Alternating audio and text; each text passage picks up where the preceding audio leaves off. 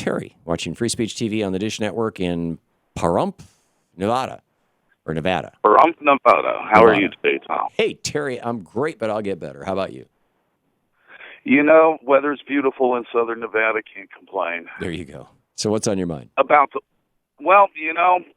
You constantly hear it's a small percentage of the police that do these things.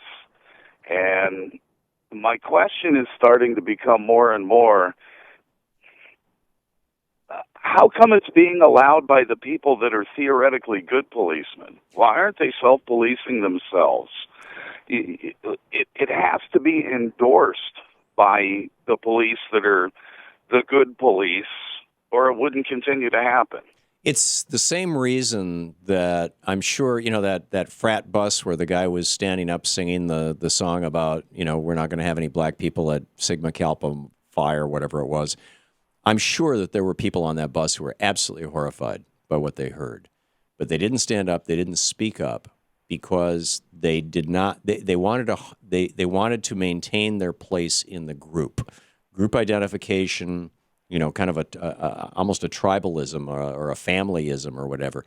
Group identification is incredibly powerful. And when that group identification goes beyond, beyond a fraternity, in the case of a police officer, it actually means your ability to pay the rent, to if you stay long enough to have a pension, to have health insurance, to have a decent life, all those kind of things.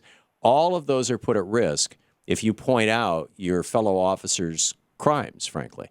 But ultimately, isn't your life being put at risk by not pointing it out? I mean, there are policemen standing in the streets of Baltimore today that disagree with the actions of the officers that started this whole thing. And now, because it's been endorsed for their paychecks and things like that, now literally their lives are at risk. Yeah, no, so it would seem to be in the long run, it's a bigger risk to endorse it than not to. I agree, but and I'm not in any way rationalizing, endorsing whatever, cops not speaking up. But this is human nature. This is fundamentally human nature, and so I think that you don't harm or trash or take out or rat out or whatever, the people that you're close to, and particularly the people whose your lives depend on. If you're a police officer and your partner has your back, the other cops could keep you from being killed or could even kill you. So I think what we need to do is have a systemic, there needs to be systemic change. There needs to be oversight and management of police departments that is absolutely, totally civilian.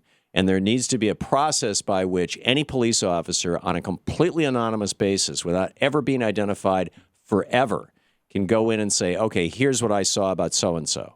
And there can be an investigation. And it's an investigation that's not covered, it's not performed by the police department itself. It's performed by civilian oversight boards. Until we have that, I don't think, frankly, most cops in most police departments feel safe pointing out the misbehavior of their fellow cops.